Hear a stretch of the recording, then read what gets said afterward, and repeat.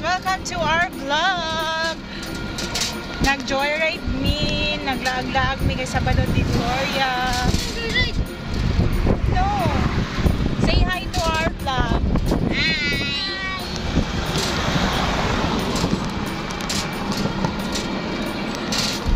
Sobrang init guys.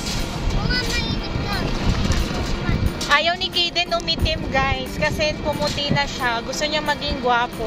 Dati makambal. Dati sobrang itim yan kasi kahit mainit lumalabas. Pero in fairness ngayon, sobrang puti. Ang arte-arte na ayaw na magpainit.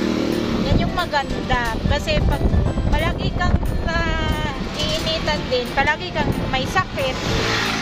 Diba?